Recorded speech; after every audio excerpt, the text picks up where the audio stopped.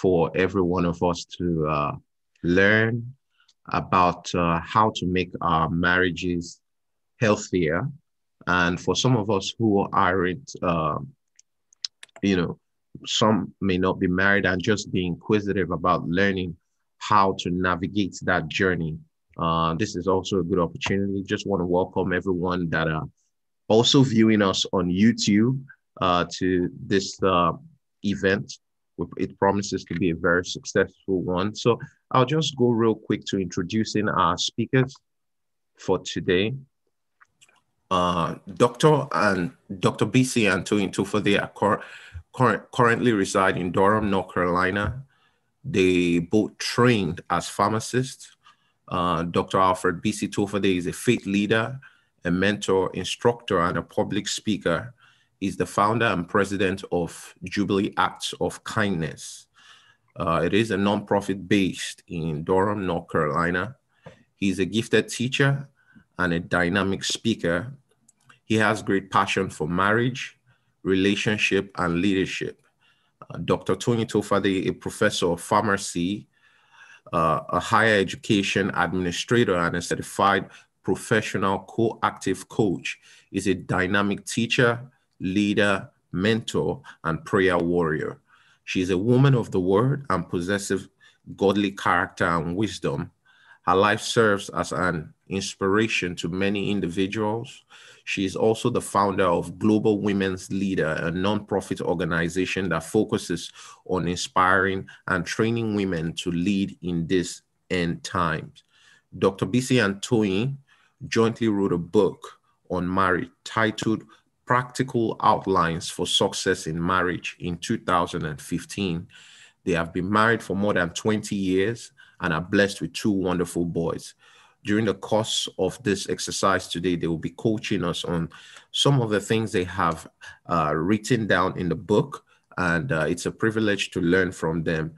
Just a few dress rules. This is going to run for an hour, and at the end of that hour, we'll have 20 minutes to actually address questions that every one of us may have. So while we go through this, make sure you're writing down whatever questions you may have.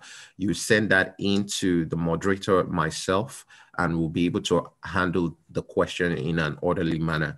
So thank you so much. And right now, I'll be handing back over to Dr. BC Tufade. Thank you very much, Tuma. Welcome, everyone. We are very excited that you are passionate, you want to learn, and you want to grow your marriage. And we're so excited that you are here as we continue the second part of what we started. Thank you again. For those who are on the YouTube who are watching, we are welcoming you as well. Thank you. I wanted to ask Dr. Toyin Tufade to also welcome you. Welcome, everybody. We're so glad that you're here. It is our pleasure to be spending this Saturday morning with you. If you're on the East Coast of the US, perhaps you're joining from around the world, we say thank you. We know that means that you care about relationships, that you care about marriages. And we trust that during this period, that the information that you receive will bless you, will encourage you, inspire you. And if for whatever reason you're on a path that is not entirely positive, that hopefully it'll help redirect your path. Thank you so much again for joining us. All right. Again, we will go from here to start the discussion. I'm going to bring my PowerPoint up so that you can see the discussion where we are so far. Benedict, continue to please admit people who are calling in, and so that we can make sure nobody's left in the waiting room. All right. So last time we were looking at this picture of what makes marriage healthy. And we're going to just do a very quick review of where we were last time. And for those who were not with us the last time, we're just going to briefly go over that. And then we'll do the second part today. So our goal is to make marriage stronger and better. Someone says, well, I don't have any problem with my marriage. Why do I need to be there? See, that makes it wrong, because when people actually have challenges in their marriage and they start to seek counseling, they are a little bit behind. It's like someone who is trying to maintain a good health, and you never do any health check. You never do any, regular physical until your health breaks down. I tell you, by the time you go back to the hospital, you're going to have a little challenge, because the doctor does not have a record on what you were when you were healthy. So it's going to be very difficult to actually know who you are when you are sick. So I wanted to say to you that it's the right thing to be where you actually can speak, learn, understand, ask questions when nothing is wrong. That's really good. And really, which is the emphasis we're placing on this workshop. How do you keep your marriage healthy? So we're going to just scroll through few what we discussed last time. And for those who are watching on YouTube, again, thank you. And those who are on the Zoom, we try to keep the Zoom numbers smaller so that there will be little or less interference, and many more people can actually enjoy it on the YouTube. So this is the book which we actually, myself and my wife co-wrote 3 years ago. And we have not taught directly from this book. This is the very first time we're doing this. And because it has so much gems that we felt, wow, this is something to help marriages, to grow marriages. And so that's where we're going to take this. And we divided the curriculum for this training into 6 modules. And you can see we are still talking about module 1, which is healthy marriages, which we started last week. So you could see that the content is so rich. For you to cover all the 6 modules, it's really going to require commitment and focus. And so we're going to complete the very first module today, which is healthy marriages. And you're going to learn a lot. So you're going to find out that marriage is a critical thing to grant you happiness. If you want to be happy, marriage can help you. And also marriage can make you unhappy. So it depends on really what you know about marriage. Someone says, you see, marriage is neutral. Marriage is gender neutral. Marriage is background neutral. It's color neutral. You see, marriage serves people based on what they know. If you don't know certain things, your marriage will hurt. You'll be hurting in your marriage. So that's why knowing these things will help you. So these are some of the things we will cover in the whole in the book, which of course we cannot do more than one. Today we did the 1 hour. See, we're going to also, hopefully today we're going to reach up to the sex in marriage, if we're able to get to that point. And then the renewal of vows will come later on. See, we wanted to take it up. See, if you and your spouse are together on this forum, our goal is at some point in the course of training and teaching this workshop, we actually wanted to bring you, literally, to make a renewal of your vows and commitment to your spouse. We think that's a really good thing. A reflection there says marriage is an investment. If you pay dividends, that's the truth. How much are you willing? How much are you willing to sacrifice so that your marriage can be healthy? What will it cost you? Will it be? A lot of people just say, well, marriage, it's going to work for me. I'm going to be expecting my marriage to be happy. No, marriage is an investment that you need to continue to invest something on, paying dividend so that you can get the premium. Marriage may be made in heaven, but it is a hard work on earth. In other words, there are things that requires for your marriage to be healthy. And those are the things we're going to encourage you to continue to do so that you can continue to grow healthy marriages. Now, you remember when we talk about healthy marriage, see, we're talking about a marriage that is not sick. The analogy of this is like, think about a child. When a child is healthy, a child is not sick. You do not need to run around. All you need to do is just to feed that child, clothe that child, put that child in a good environment, and that child is just going to grow because it's not sick. But if the child is sick, it doesn't matter what food the child eats. It doesn't matter what money you spend on that child. He's not going to grow because he's sick. See, marriage is like that. If your marriage is healthy, see, it's like you are on a cruise control. Things just go normally. But if it is sick, it doesn't matter how much money, how much time you pump into it, it will remain sick. So our goal, therefore, is to understand what makes a marriage to be healthy. You see, so if you can spell the word health or healthy, we will be able to understand how to make your marriage healthy. I'm just going to go over what we're not going to go over those details because we don't have the time.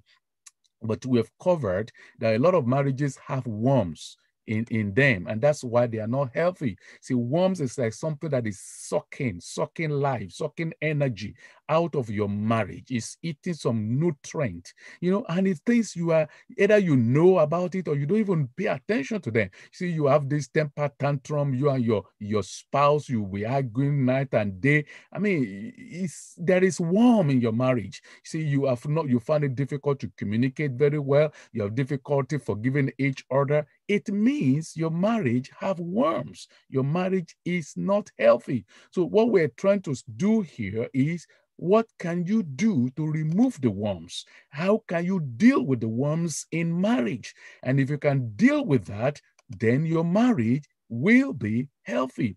Like I said, we won't have time to go over what we've covered, but those of you who missed our first lesson, it's available on YouTube.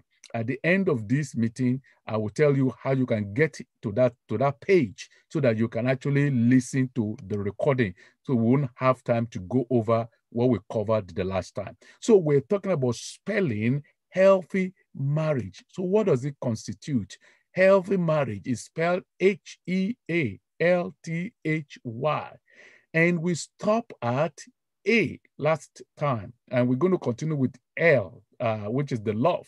So we say H is the honesty in your marriage. You see, there are spouses who don't tell each other the truth. They lie to each other. And you wonder, well, wow, but they're supposed to be each other's confidant. No, they don't trust themselves that much. No, I can't trust her for, I don't want her to know how much I'm making. If she knows, man, if she knows what I'm making, I'll be in trouble. See, your marriage is not transparent. Lady, if you're hiding things from your husband, I'll tell you, your marriage will be sick over time.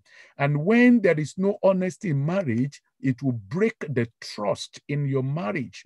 The other E, the next one is E. We said E means empathy. It shows showing kindness, affection, compassion to one another, not taking each other for granted. You started well on a high note. When you got married, you were excited about each other because you care for each other and you love each other. You were willing to pay prices for each other. That is what makes your marriage strong. So now you have been married for 5 years, 3 years. Now you are slammed the door on her. You are taking each other for granted, man. You are killing your relationship. And if you don't fix it, the E of healthy is affected. No matter how much you would struggle, you won't have a healthy marriage. So put empathy into your marriage. Walk in their shoe. Feel their emotions. See, when your spouse say, I'm not happy, listen to them. Don't ignore. See, a lot of people just ignore each other. Say, you know what, that's your problem. I don't have time for that kind of thing. If you ignore each other, I tell you, it's a matter of time. The sickness will manifest. So we talk about empathy, and then we talk about the A. We said A means appreciation in marriage. Showing appreciation. Don't take your spouse for granted. She cooks food, she lays the bed, the man brings the money in. You need to be gracious and grateful from time to time. Say, thank you, darling, for what you're doing. We mentioned last time that a marriage that is not appreciated will depreciate with time. And so please don't ignore each other. Don't see your marriage as a right. Take it as a privilege. It's a privilege to be married to you. It's a privilege for what you are doing. I'm glad for being my husband. I'm glad that you are my wife. All of that is what grows a healthy marriage. Learning to appreciate each other. And that comes with saying thank you and never taking anything for granted. So we're going to take it from there today, and we're going to start with the aspect we call love, which is the L in marriage. So if we wanted to spare the healthy marriage, we're saying love is the centerpiece of that home, is the centerpiece of that marriage. See, love is what brought us together. And love is what will keep the marriage strong.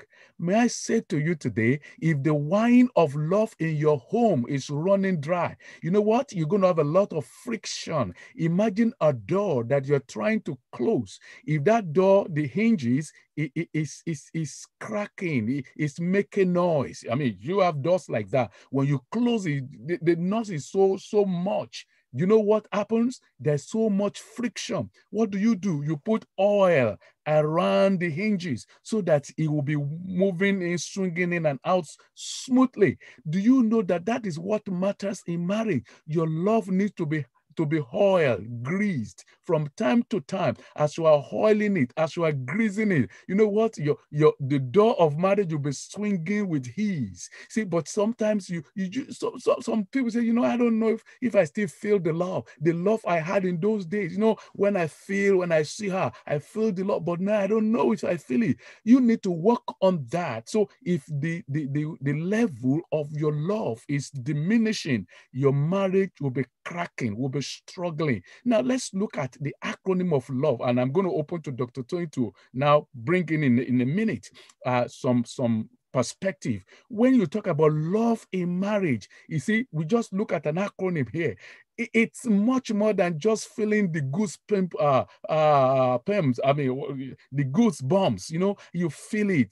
There's the emotional part of love. See, but there is another aspect, another dimension. Number one says listen actively. See, you listen to somebody you are in love with. Love, listen. This is a problem for a lot of men. We are so much in a hurry. We don't listen to our spouse anymore. See, you already have your mind made up. You know what you wanted to do, and you're just going to do it your way. See, love, listen.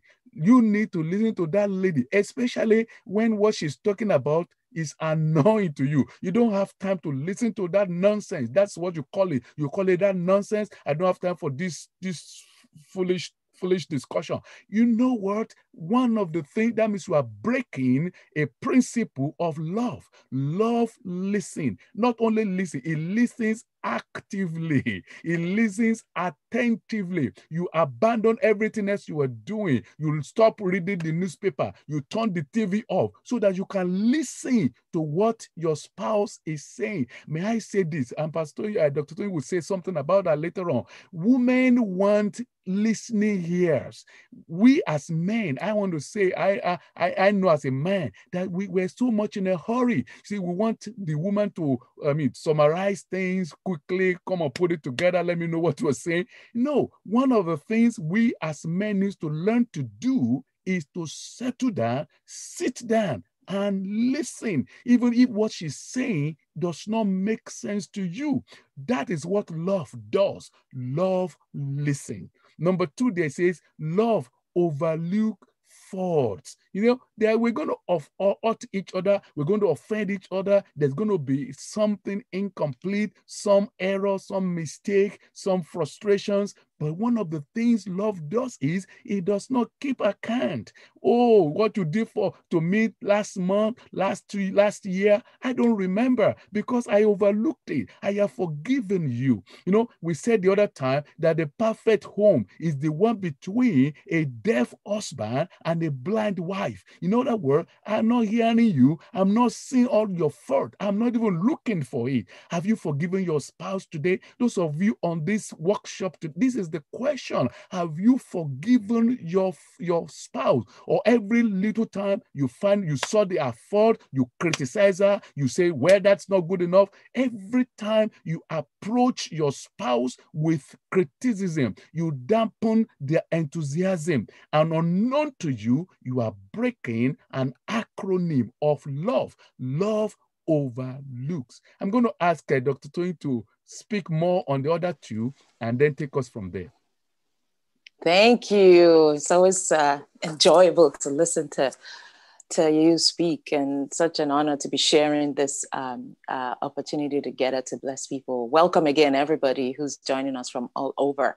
So in terms of values and validating voluminously, I like the word voluminously, and I'm looking actually at Song of Solomon chapter 1, and we don't have time to go into details, but I strongly encourage you to read through it. And the level of detail with which this individual, who I'm assuming is a male, yes, was actually speaking about his special person, was incredible. He went to details. What was her neck like? What was her hair like? What was the face like? You know, females particularly appreciate that level of detail. And I can tell you, if you know how to speak the words that she loves to hear, you have a loyal person for the rest of your life.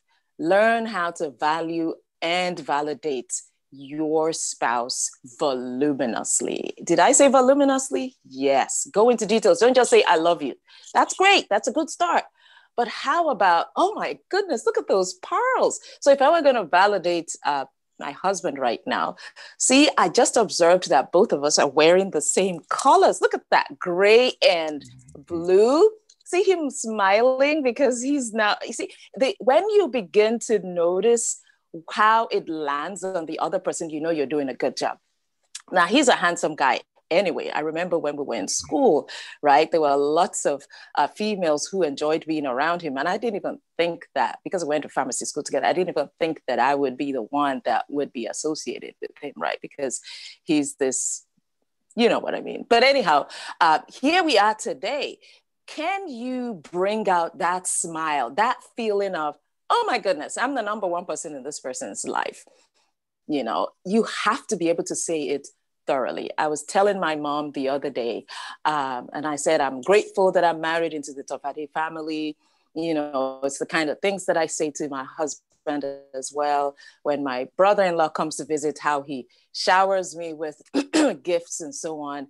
I didn't just marry a man, I married an entire family. And I'm grateful to God that the entire family loves me. And it's like, oh my goodness, am I in an alternate reality here?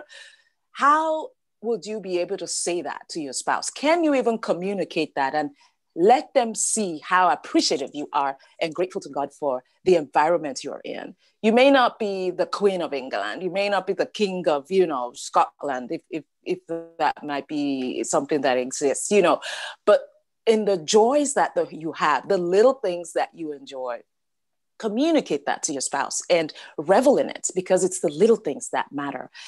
And amplify that as much as possible, because the more you amplify, the more you will get what you are appreciating. Let me give an example. Earlier in our marriage, I remember my husband will buy me a dress, and he would go to the store and buy me an outfit.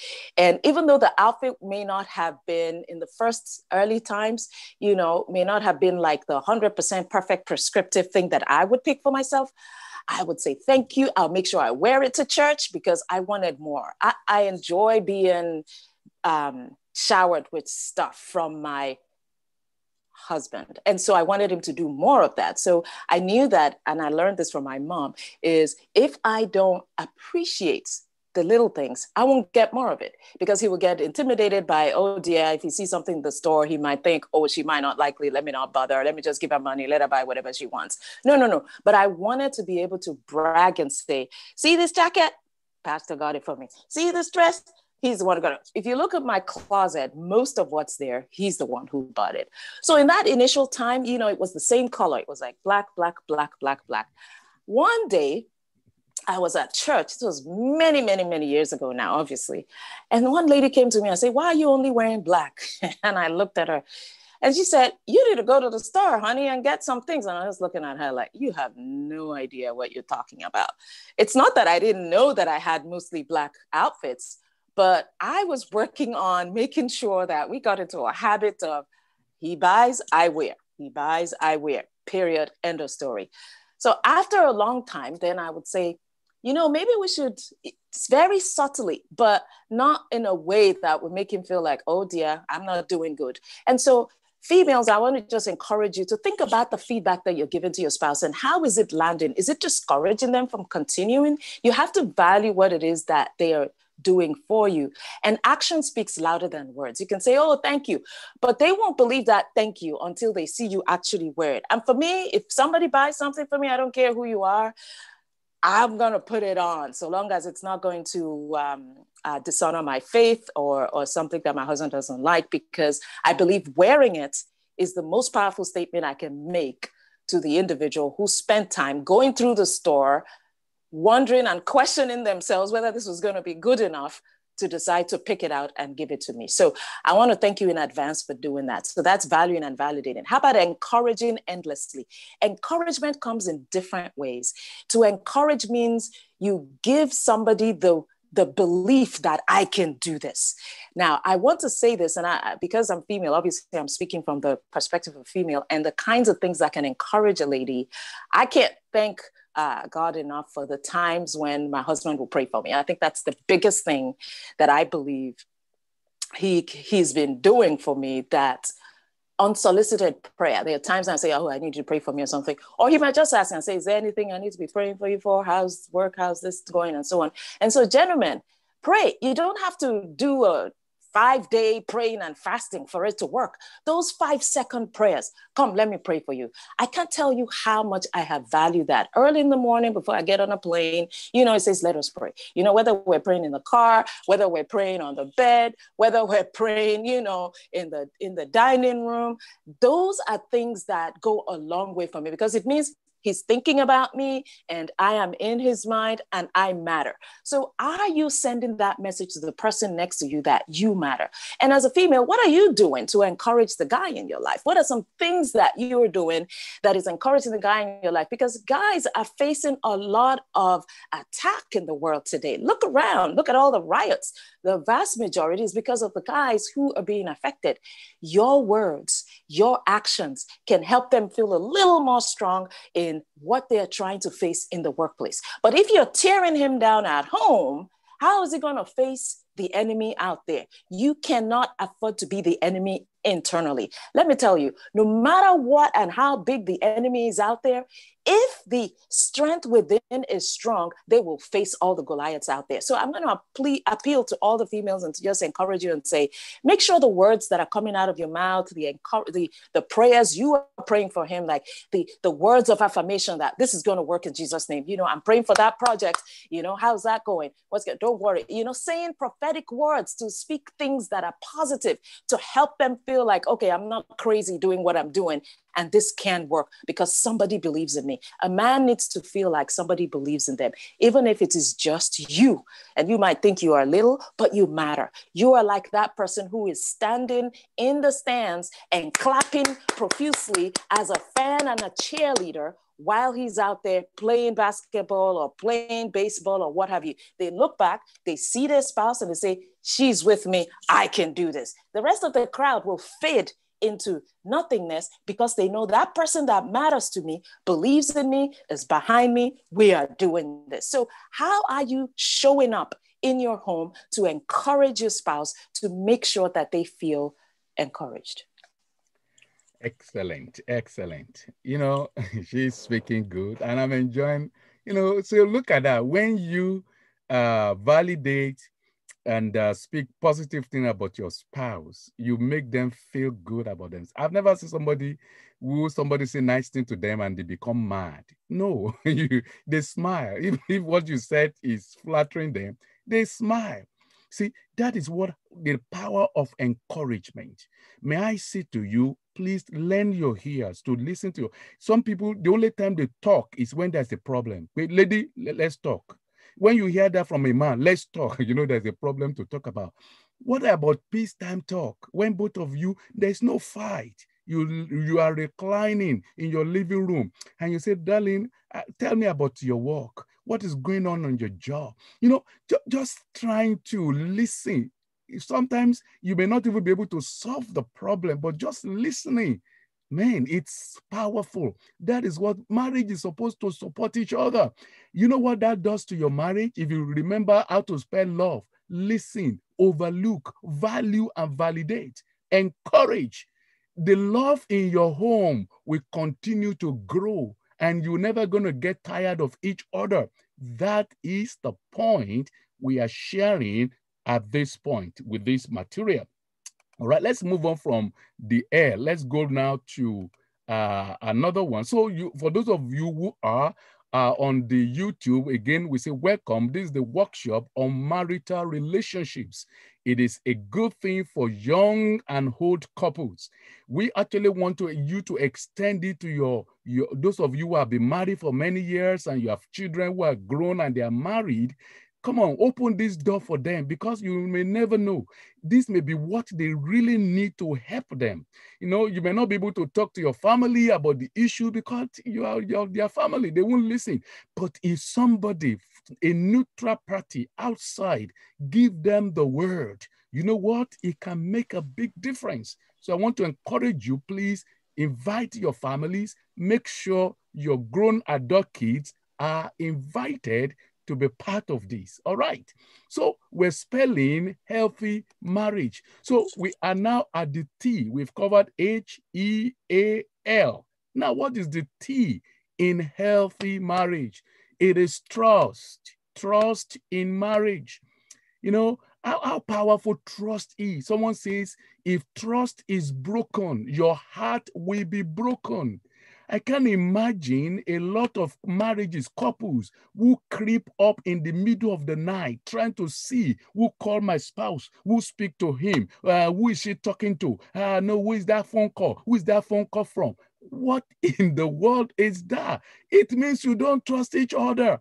See, how much did you say? How much did you say you made last time? What did you do with the money? You went to the store. I need to see the receipt. What exactly did you buy? How long are you going to do that? A marriage where trust is broken, a major pillar of that marriage is broken. I want to say to you, ladies and gentlemen, it doesn't matter how beautiful your spouse is, how handsome your husband is. If you don't trust each other, you have broken fellowship. But you know what happens? See, trust is a powerful thing. He says it takes years to build and it takes minutes to destroy. Every time you tell a lie, every time you are not being straightforward, you are not telling the truth as it is, every time your spouse assumes you are hiding something, brother, you better drop it, because you will be hurting your marriage when you do that. So if trust is broken, marriage will be broken.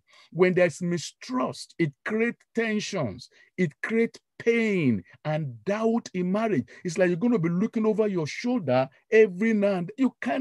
You can't have peace in an atmosphere of mistrust. Imagine you are flying in a plane and you don't trust the pilot. You don't think the pilot is a good pilot. He doesn't even have a license. You are not going to be able to sleep. You see, you don't trust that he even knows the way to Atlanta. You are flying to Atlanta. What if he's on his way to California? How are you sure? You won't be able to rest. See, when a marriage is missing in trust, you will not be able to rest. You will not be able to enjoy. And when there is no peace and rest, then there can be no growth. So I want to say to you, gentlemen and ladies today, put trust back into your marriage. Put it back. If you need to apologize, you've misspoken before, you said something and your spouse find out. In fact, this is the counsel. Don't ever lie to your spouse, because sooner or later they will find out. And if they find out, then you do more damage. The question they will ask you is, I wonder what else you have not told me. I wonder what other things are not true. See, 1% lie will destroy 99% truth. May I say to you and submit humbly, let your marriage be open book. Let it be transparent. See, when you don't panic because your phone is unlocked, it's on the table, and your wife grab your phone, and some men just rush, let me have my phone back, come on, right there, you're saying you are hiding something. You see, when you struggle over little things like that, it just break marriage and it break trust. See, your conversation with somebody on the job, you better make it something you will not be ashamed of. If your wife asks you, who is that person? You better have a ready-made answer, ready answer, and you don't lie, don't lie. See, so I want to say to everyone today, keep your marriage strong by building trust into your home. Trust is very critical. Look at the things that ruin trust. Say lying to each other. We just talk about that. Lying to each other. See, some people, they don't talk straight. When you have to begin to explain something, it's a quick answer. Where are you coming from, darling? And then you say, why are you asking me? See, right there, you already raised doubt. That is question to answer question. She asks you a question, you answer with a question. See, right there, you are likely not going to be telling the truth. See, when you hide things from each other, you are going to ruin trust. When you're keeping secret account, secret passbook, secret here, secret there, something you've been hiding from him for a while, one day or the other, it's going to come out. My friend, you will be ruining your marriage. The next one is manipulating each other. You know what? That many times people do that for each other. They are manipulating each other with information. They are not saying the whole thing, you know, they only say a part of it, see, so that they don't really get exactly what is going on. That is also a factor that will ruin your trust. Look at this picture. Trust is ruined. See, the way trust is it rips your marriage like in half. It breaks it. Think about that gap. That gap. There was this story some years ago about a couple who got married. And about 3 months after the marriage, the lady found out that the man she just married has 2 kids elsewhere.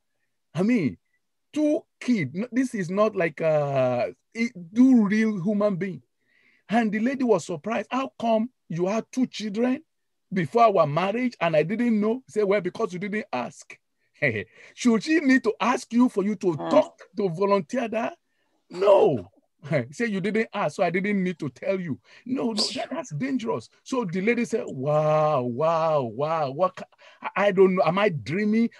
Is this real? Am I in the real marriage? You know what has happened? That mistrust has created a crack. Look at that picture. A crack in their marriage. And that crack, if it is not repaired, it gets widened and widened and widened. So you just find out people are drifting apart. You say, well, I'm in this marriage because of the children. I don't trust him. I don't know what he's doing. When he goes to work, I don't know who he's talking to. Oh, you better fix it. If you don't fix this crack, you know what happens to crack? Crack don't fix itself. People fix the crack. You fix this crack by truth. You fix this crack by volunteering information and letting your marriage be transparent. Then when this crack is fixed, your marriage will be back again. So look at that. I want to just say 5 secrets spouses keep that hurt their marriage. And then Dr. Toyi will say something after that. 5 secrets that people use, they keep from their spouses and it's hurting their marriage. Yours may be in this category, yours may not be in this category, but let's look at those ones. Unhappiness in the marriage. You are not happy and he does not know. You pretend you are happy. It's a secret thing. I don't want to ruffle the weather. I don't want to create a problem. Everything is okay. You know what? Unhappiness in marriage, you may pretend for a while. It's a matter of time. It will show up. So it's time for you to just be real. Tell the truth. Darling, I'm not really happy. Don't excuse me. Don't pretend everything is well. Some men, they don't talk. What's going on? So, all is well, and they laugh. You see, that is something you cannot do successfully in your marriage. See, you have to address issues, express your feeling the way you feel it. You see, if you don't, over time, you will internalize, you will bottle it up, it will add more pain to you, and you make you hot inside, and then it will build up a volcano that will erupt sometimes. That is a secret there. So in other words, don't hide your feeling. If your spouse offend you, some of us ladies, you just internalize things. You just keep quiet. You say, what is wrong? What can I say? Oh, no problem. See, you enter into your cocoon. You enter into your shell. You know, we don't solve problems by not talking. We solve problems by discussing them. And men too, you know, we will talk about communication down the road, but let's just stop with that one. Number two, fulfilling intimacy desires from someone or something other than your spouse. Secret. Someone is on the job, you secretly like that person, and they have given you fulfillment. You are happy being with them, and your spouse don't know those things. Who is that person? Who is just a friend? You know what? Secret. Financial decisions. Things you are doing with your money, you are hiding it. Say, I'm the man of this house. I make all the money. I decide what goes where, and you don't let your spouse know the details. It's a secret that will hurt your marriage. Issues about your parents. We all have our parents, and our parents are important to us. And one of the things we must not make as a mistake in our marriage is to keep your parents to yourselves. You see, you don't let your spouse get involved in what's going on between you and your parents. No, he needs to be involved. Your parent are his parent as well. In other words, you cannot be doing some secret thing with your parent and your spouse doesn't know about it. You know, sometimes ago, people will ask their son, say, hello, John, this is your dad calling. You know what, can you give me $250 right there, please? This is emergency. Don't let your wife know about this. Okay, just this between the two of us. What are you going to do, John, about that? If I were you, John, I would tell daddy, no, we do things together in our family, and I don't want my wife to be in the dark. Daddy, if you don't mind, I would love to let my wife know about it. That is important. Issues she get to know later on that affect you and your parent, she will just assume that there are more that you are doing privately. And you know what? She's no longer be able to trust you when it comes to the issues about your parents. She wonder how much money you've sent to them. She wonder what your dad spoke to you while you are doing what you are doing. So let's be open. Then, of course, past relationship. If you have any past thing, what I call past tense of your life, you need to bring it to the table. Say, look, if somebody call you, her name is Rebecca. If Rebecca call you, yeah, Rebecca used to be my girlfriend. And we broke it up. We completely broke it up. But if you hide Rebecca in the shadow, and Rebecca, maybe you didn't clean up correctly with Rebecca. Rebecca just suddenly show up and say, hello, can I speak to John right there? I say, who is calling? My name is Rebecca. Who is Rebecca? Oh, I used to be his girlfriend. He didn't tell you. You know what? There's a problem right there. But if you have told your darling, I used to have a girl called Rebecca. She's a troublesome girl, but I've broken up completely. And when Rebecca calls, he say, oh, you're Rebecca. Oh, my husband told me about you. Okay, no problem. You know what you have done? You have no secret stuff that you're keeping to yourself. And that is something we need to talk about. Dr. Tony, please go ahead and tell us a little bit on this aspect.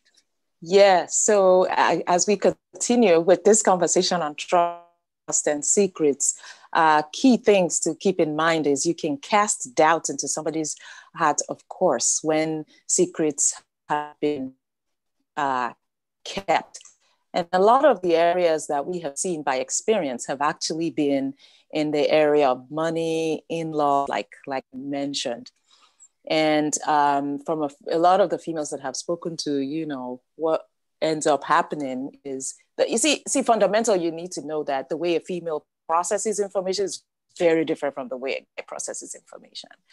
And I think sometimes because men may assume that the way they're thinking is the way the lady's thinking, then they feel both things that are complete bad things to the female. So for example, guy, when we were very early in marriage, it's a man of faith there's nothing, he's a man of integrity and all that. But out of his love for the church, right? You know, he was going to say, oh, I'm going to go check on so and so. It was late at night. It was after a certain point in time.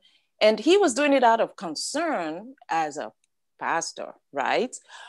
But how does it look to somebody else who sees a man going into a female's place who is single, regardless of the good intentions you have? The appearance of evil can create suspicion, you know? And so I'll tell him, I said, I'm not worried about you, you know, but the optics of that is not really going to look good. And by the time you start explaining, well, you know, and you start telling stories, the negative press has already gone out far ahead of you. And so making sure that the appearances also are managed is really critical. I want to say that particularly to the male audience is that some of the things that in your mind, your intention was totally pure, but the action and the behavior is sending a totally different message to your spouse. So be very careful about that because it starts casting doubt and then suspicion.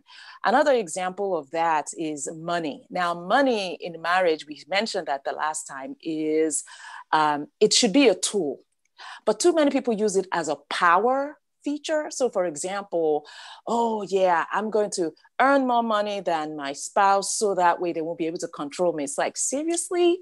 If they're controlling you already, whether you have money or more money or not, there is a problem. There's a fundamental trust problem there. And so both parties need to really look at how they utilize money, because if the reason why you're trying to get up and be better in life is because you want to show your spouse, then you have some issues with distrust. Now, picture a situation where, okay, now this person is trying to advance, get a different job, and you're feeling anxious. There is anxiety now that is building that, oh dear, if this person starts earning more money, this is how they're going to treat me. And I may not be able to have the same kind of life that I used to have. Okay, so you can see how anxiety could come up into a relationship. And then there's this whole internal competition. You're supposed to be united and fight against the world, not against one another. So you make sure that money is a tool. And if anxiety is not taken care of, it escalates to fear, where all of a sudden people are afraid and then they begin to do the self-protection issue. And what is self-protection? That is when somebody begins to decide and say, wait a minute, I can't guarantee that my upkeep and that I will be secure and protected and safe, and I may not have a future, and I don't know what's going to happen to my children. And then the lady starts saving up and opening up a separate account somewhere that you have no idea about, because they don't trust their spouse, that their spouse will take care of them, you know, and that they're beginning to use money for financial abuse, meaning to control the other person and also to not allow both parties to be able to make sure that they are attacking the world, but utilizing money as a tool. Can you see the self-protection piece there? So important to keep that in mind. The other thing that can really escalate distrust from doubt all the way to self-protection is in-laws and how you handle in-laws. This is a very sensitive thing. When you get married, for those who are not married yet, take note. You're not just marrying the guy, you're marrying their family. So the way your mindset is about in-laws is going to determine and shape the rest of your future. If that woman, and this affects females a lot for some reason, if that woman is that woman to you, you already have a problem. You know, you need to understand that that woman is your mother. If you can't accept that, you have an issue and you need to either pray about it or deal with it personally. Maybe there are some insecurity issues about yourself. Know this, if you're the guy, you have to understand that your wife is number one. Males and their moms are fantastic. However, your wife needs to be the number one female in your life. Now, ladies, even though that's what we are saying, don't deceive yourself to think that the space of the woman is displaced. You're not replacing mom. Mom is going to have a space in her heart. There is no way you can take mom's space, but you have your space. And so just be satisfied with your space and don't feel like you're in competition with the mom. Otherwise, you will find yourself going from doubts to such, why did you call mommy? Is he questioning my cooking today? What is he not satisfied? You know, and then it goes to fear and self-protection. And then you find yourself, when a female gets into the self-protection mode, oh my goodness, then they start throwing out all manner of toxicity. Why did you call your mom today? Why did you say this about her? Every time you call her, you make me feel like I'm not important to you. It's like, do that. Hold your horses. He has to call his mom. There's nothing wrong in that. In fact, you should be the one checking on mom. How are you doing, mom, today? Have you spoken to your son today? Has he, you know, so that she now makes you her daughter, and she doesn't feel the need to call her son. Have you thought of that as maybe a replacement syndrome? So that is one of the things that we need to keep in mind. And please, please make sure that you're an open book, no passwords and so on. I know that Dr. BC has said the same thing, so that way you won't go all the way from doubt to self-protection. Thank you. Thank you. Thank you. Look like, wow, time is a factor here. So much to cover and yet little time to do it. We're still spelling healthy, and we are at the trust. So you can see this map, and we won't talk about that. See, so distrust grows. You could see that it grows. It starts from doubting. Yeah, I doubt something is not, something is fishy. Then it gets to suspicious. I think he's doing something that is really, really shady. Then the person becomes anxious, and then it leads to fear. And like the Dr. Tony Tofadi just mentioned, it leads to self-protection. They just protect themselves. And they also hide things from you. So when you start it, I want to say, address all the men in this picture here. When you start it, your wife will follow accordingly. If men as the leader say, no, our marriage will be transparent, it will be an open book, your wife will follow you. You are the leader. But when you start it, you can be sure she will protect herself and she will follow your example. And after all, you now become two people living in the same room as roommates, not as married couple. And of course, you know, there are a lot of people like that who are just roommates. They are in the marriage for just being married, but they are not sharing information. Now look at this quick. How do you then rebuild trust in your marriage? Very few things, very quickly because of our time. Be open to self-growth and improvement. You need to be open. Be open. That look, I am not perfect. I will need to be vulnerable so that if I'm wrong, I can always apologize. Look at the next one. It says, make sure you want your marriage to work. And part of that is to ensure you are building trust into your home. Then, of course, being aware of your innermost feelings and sharing your thought. We said that don't hide what you are thinking. That is part of being transparent. And then forgive and be forgiven. Because one of the reasons why sometimes people do not have issues in telling the truth is my spouse would never forgive me. So I would rather not tell her the truth. I would rather lie to her, because I know I will annoy her and it will become something else. But if they know that you will be forgiven, if they know that you will forgive them, then maybe they may not have problem telling you that I know I was wrong, I should not have done it. Let's look at the H in healthy marriage. The H is honor. Don't forget honesty, empathy, appreciation, love, trust, and then we are now honor in marriage. Another word we use constantly for that is respect. Marriage, respect. So respect your spouse. In fact, respect is a two-way traffic. Now, in the gender definition of it, men crave respect. Men crave respect. Women desire honor. So it is the same word, except that it looks different to the two parties. So women, respect your husband. A man has a big ego, and that ego needs to be greased and nourished and nurtured from time to time. See, when your husband is angry, that's not the time for you to fire back and tell him, what do you think you are? Look as tall as you are, stupid man, doing things. If he feels disrespected, It doesn't matter how much money he's making. It doesn't matter his status on the job, what his position in the society. He will feel little about himself. The one place he wants respect, that he will not want it to compromise, is in his house. People on his job may disrespect him. Yes. People on the street may disrespect him. Yes. But when his wife disrespects him, it becomes personal.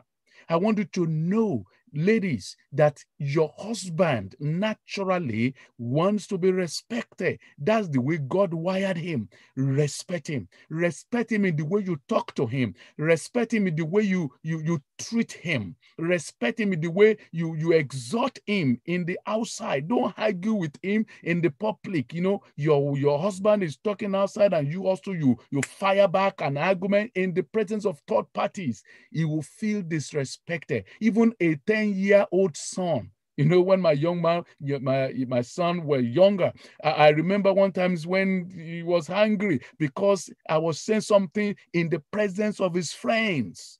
You know, even though I was thinking that, I mean, what does that mean to him? He's just like a 10, 12-year-old. What does he know?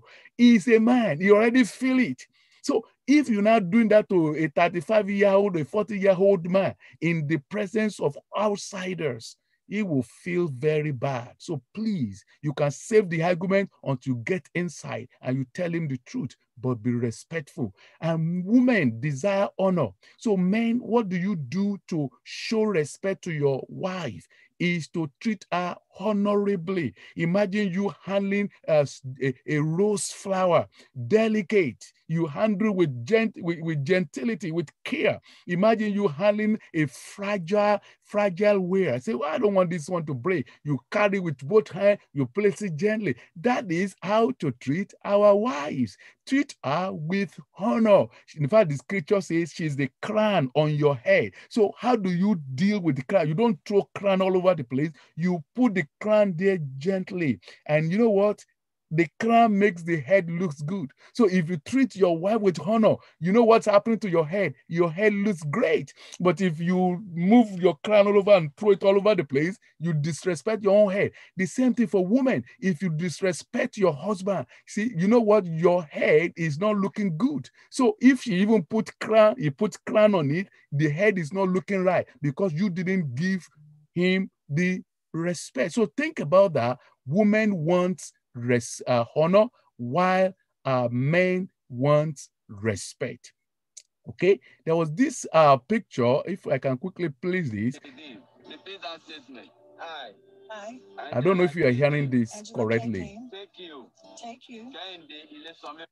Just 1 minute. I'm going to do that again so that you can understand. It's about honor and respect. So please, I want you to listen to not what the lady is wearing, but rather to what is happening in that picture.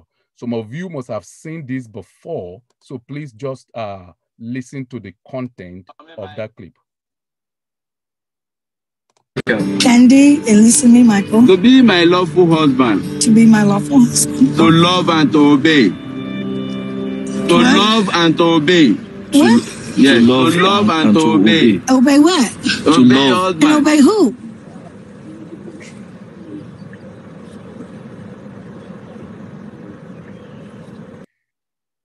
All right, ladies and gentlemen, I'm sure some of you have seen this before, and it's quite interesting. Now, in that picture, you know, the moderator was asking the lady to say to love and to obey, and they said, no, I have a problem with that. Obey who? Obey what? See, the point is making here is this: husband needs to be respected. Wives need to be honored.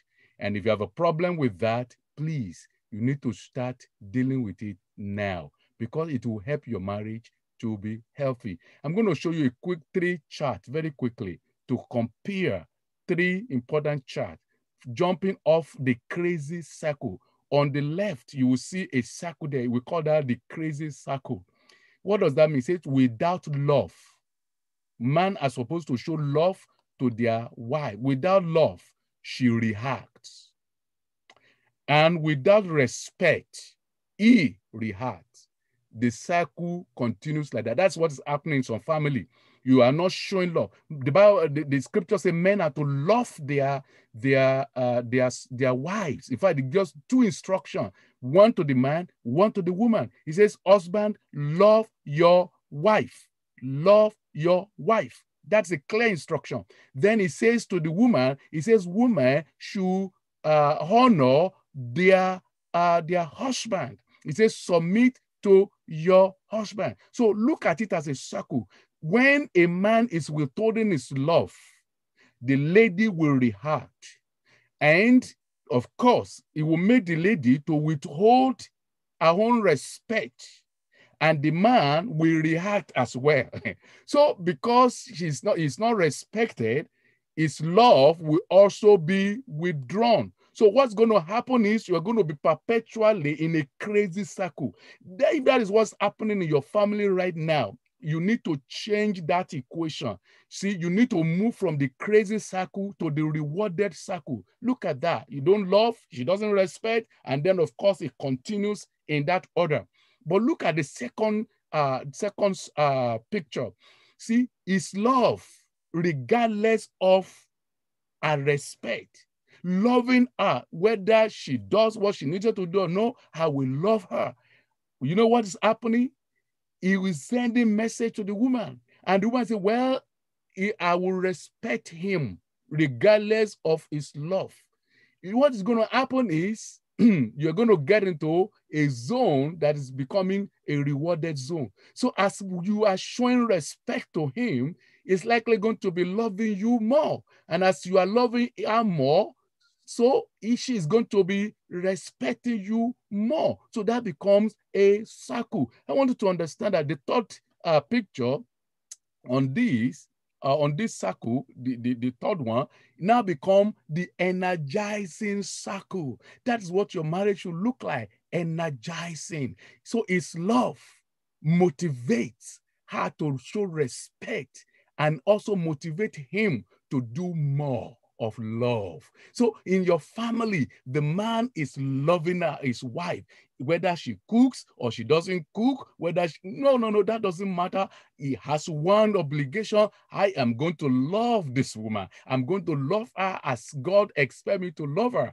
And the woman said, well, you know what? I don't mind whatever my husband does. Now I'm going to respect him. I'm going to honor him. I'm going to submit to him.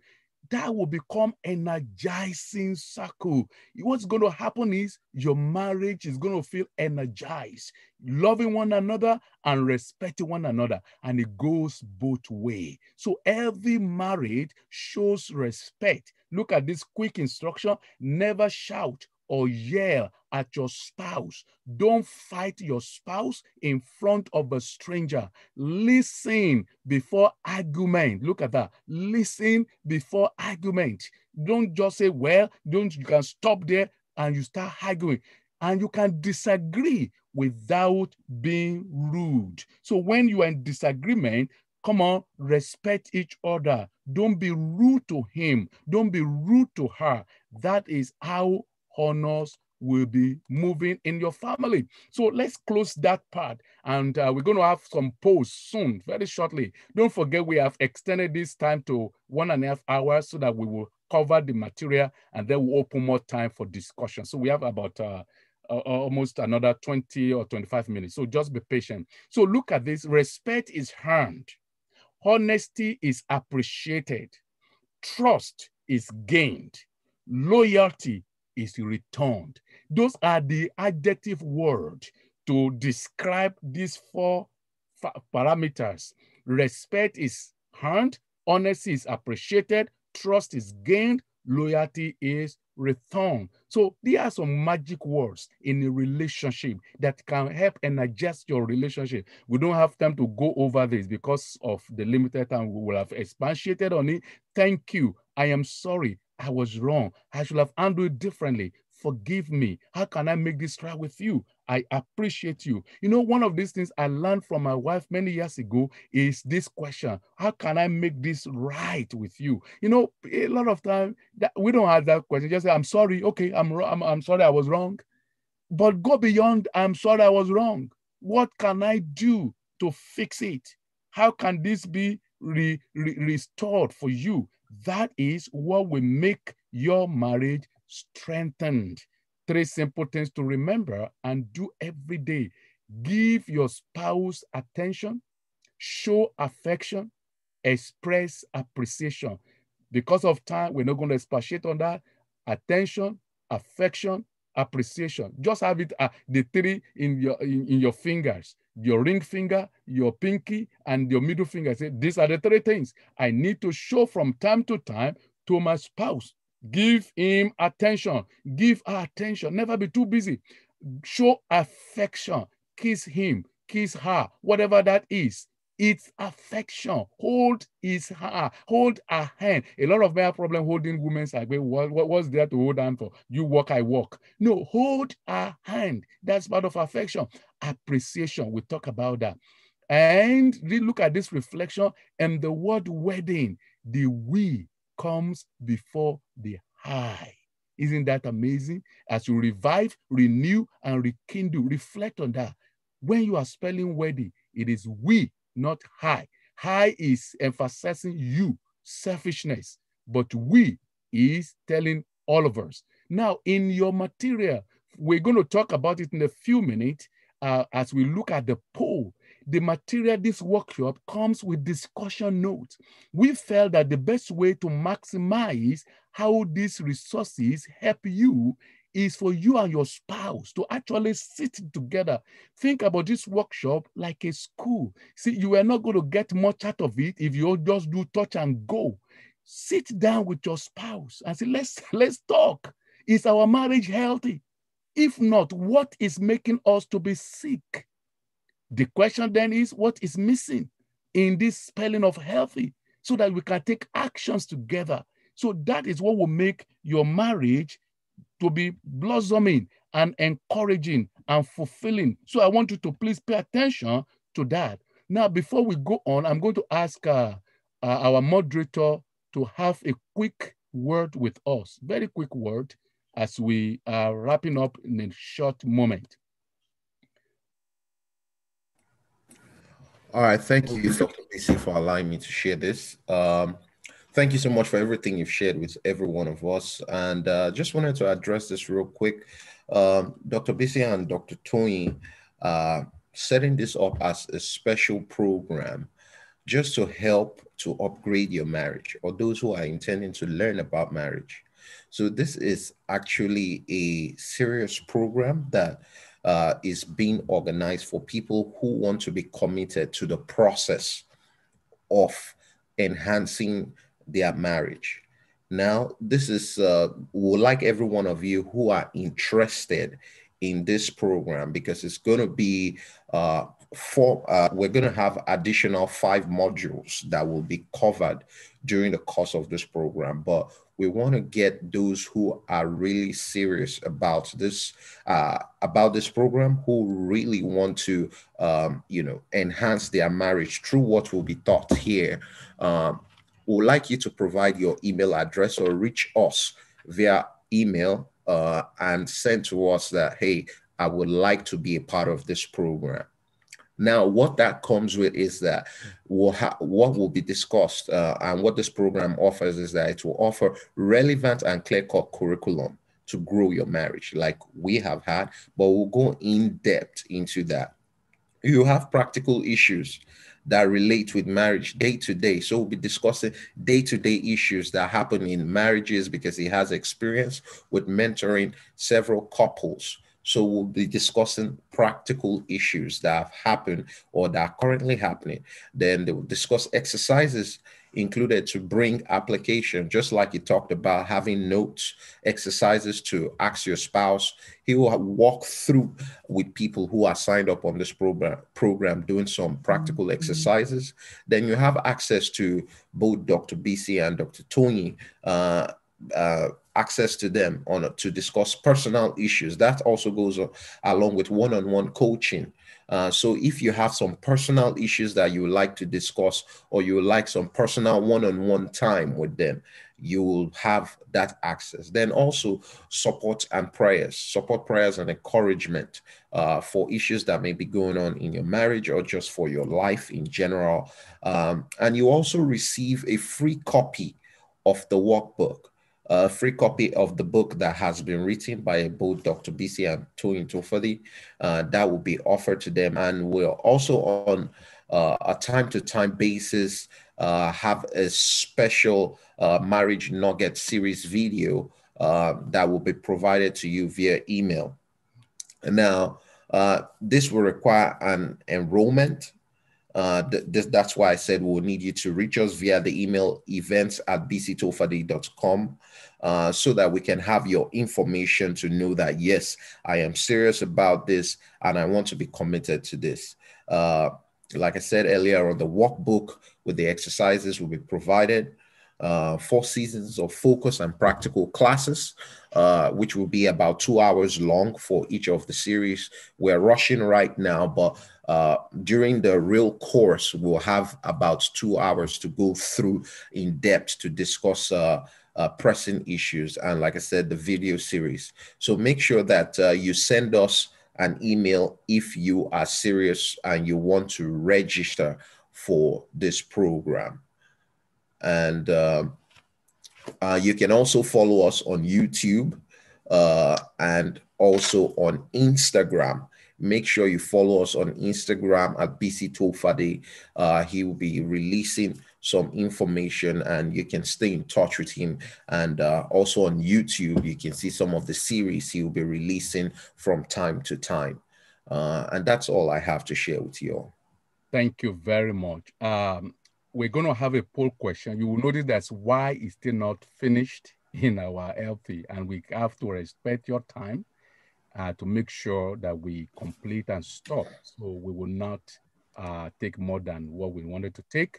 That means we will still extend one more lesson that is still going to be open as part of this module 1.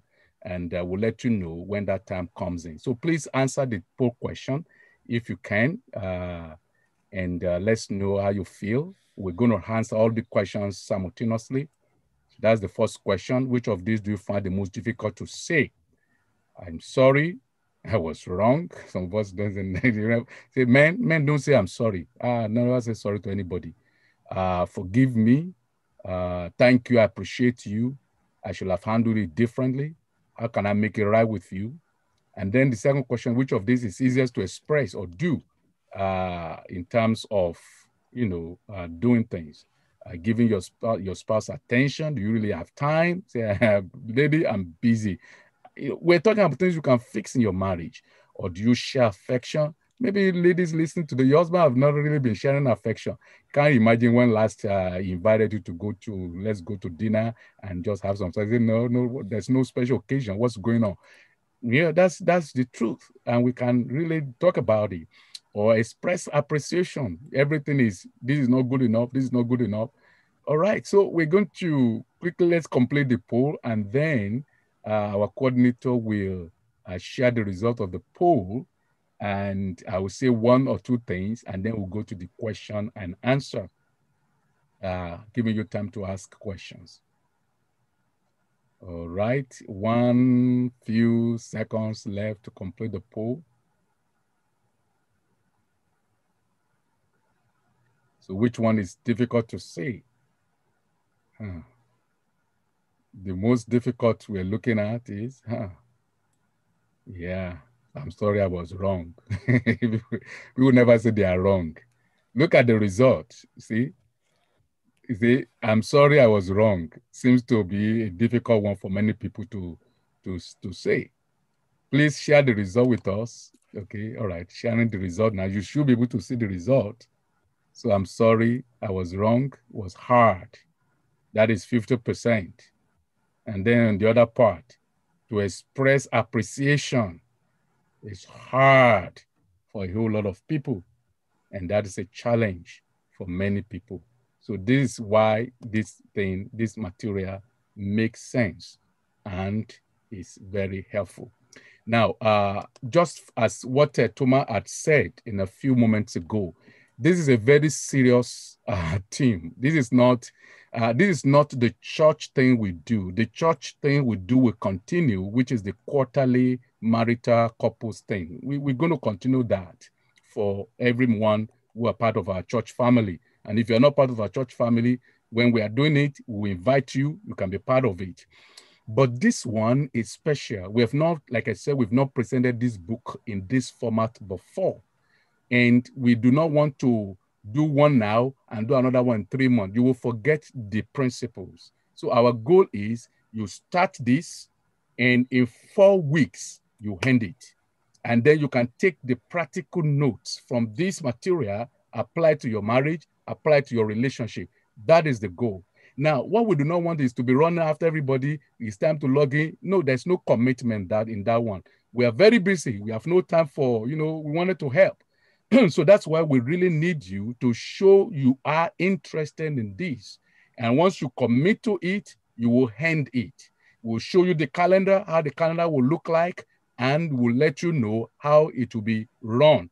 So if you want to do that, you can chat, just say in your chat, you can chat and say, please enroll me, or you can go to the website, the email, which was given us a few minutes ago, which is event@bctofade.com. That is uniquely open for this effort.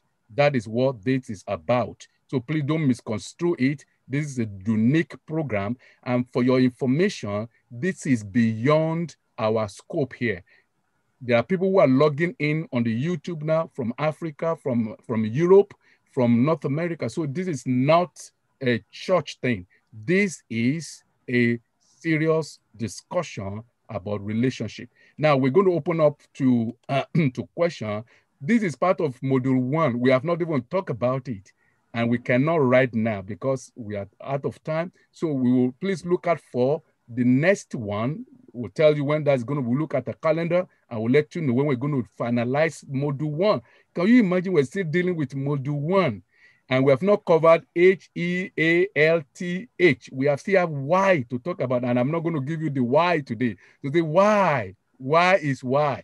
You get to know what that is when we do the third part. So we're extending this module 1 to a part 3, where we're actually going to talk about the why, and then we'll also talk about sex in marriage.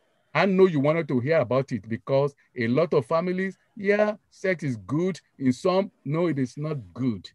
People are complaining, people are grumbling, people are not happy. When you see a man that is angry, one of the reasons he may be angry, he may not tell you, it could be he's not happy with his sexual life. So we're going to open up now up to questions and answers, and then we'll wrap up. We have about 10 minutes to wrap it up. So we're going to turn it over to our moderator, who you can send your questions in so that we can, and I think that's the best way really. So chat your questions in so that we can see what your questions is like, and then we can answer you.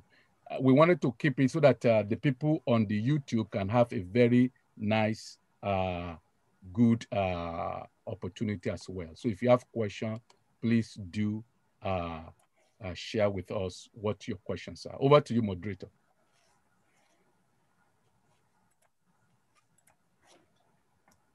Hello. Right now, I'm just looking through to see if we have any questions. I do not see any questions that have come in so far. What we also could do is we would have loved to unmute you so that you can ask your question directly, but it shows on the YouTube all kind of pictures, and we want to keep this professional so that we are not seeing what's going on in your houses. So we'll prefer you to chat your questions to us so that the moderator can read it out. And if you are doing that, do that quickly.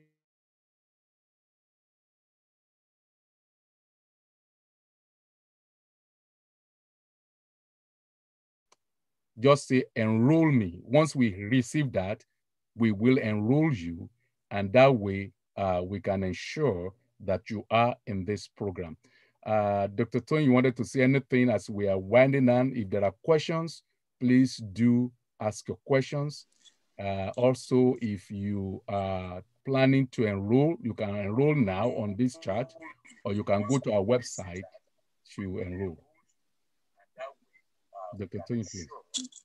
Yes, thank you so much again, everybody, for joining us. And we really appreciate the details that have come through.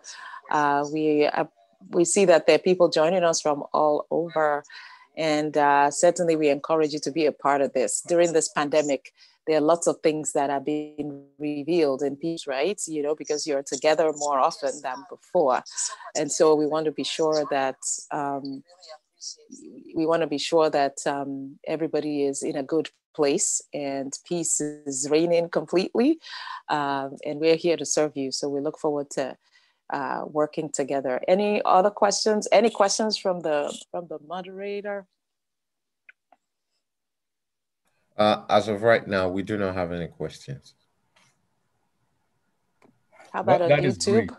We wanted to, on the YouTube, we have, do we have anybody having questions on the YouTube? Please let us know. I do not see any questions from YouTube as well. So there's a question, is there a fee to be enrolled? Well, we wanted to know those who are interested first, and then we'll discuss what exactly is required to do it. So we're not at this time putting fees. We wanted to see who is interested in this. And then that will show us the seriousness of those who are committed.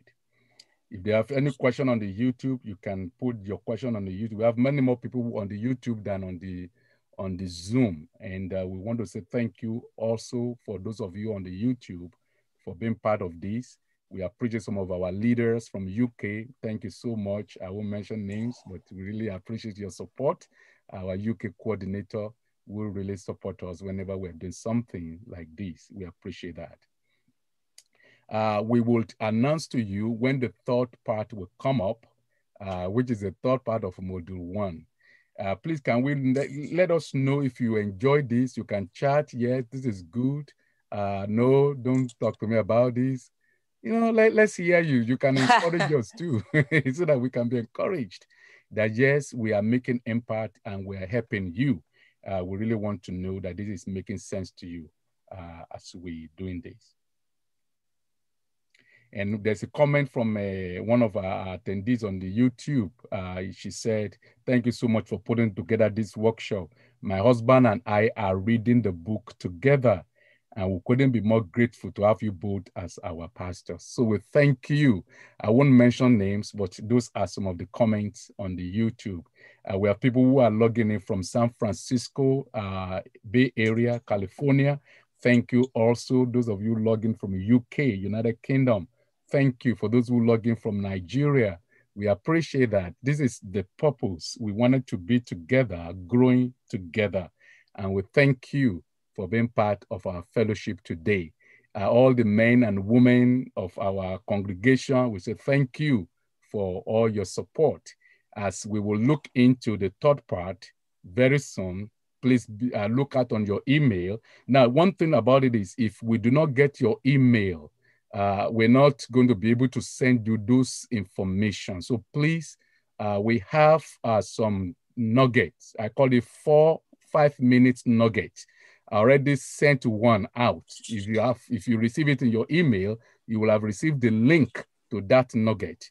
Now, this is to show the seriousness and commitment. So if you do not receive email from event@bctofade.com, it means we will not be sending some of these nuggets to you. So please, you can register on that.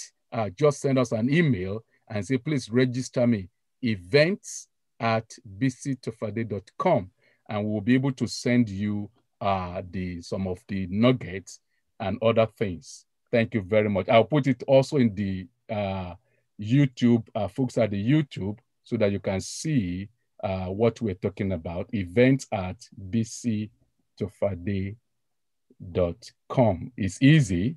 So that's my name. So if you remember my name, just add events@ and the email will come to us. We love you. We appreciate you. And I wanted to thank our moderators today, There's the last poll question. You can answer that very quickly. Did the workshop add values to your marriage? Yes or no, or you are not sure. Please answer that so that we can, get to see what you think about it. All right. We want to appreciate our team. The moderator, Mr. Toma Akpojuado, thank you so much. He's committed to this. Without this, his effort. We want to appreciate on the technical side, our brother Benedict Eleda. Thank you so much for enriching marriages and encouraging others. Without them, we won't be able to do this. I also want to appreciate Dr. Tony Tufade for helping us to be to share these words and bring it out. Thank you, everyone. This is helpful for those who submitted to the poll. Thank you again for your time, and we appreciate it. The poll is ending about 1, 2, 3 minutes.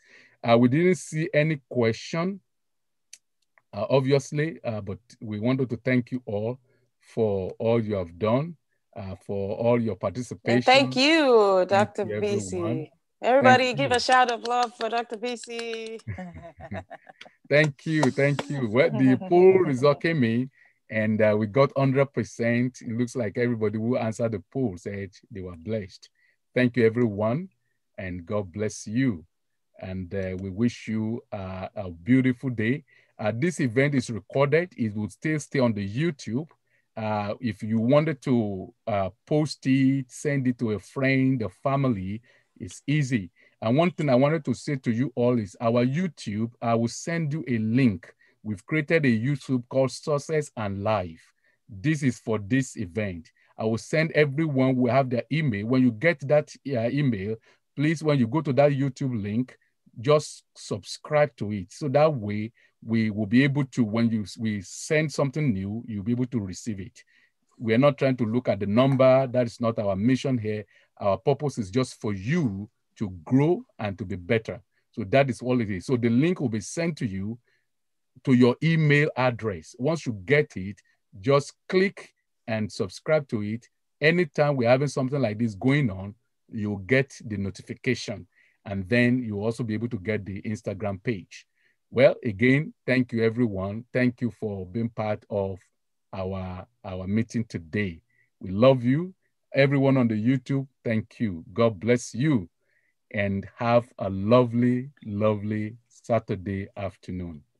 Bye now. Thank you so much, everybody. God bless you. Bye-bye.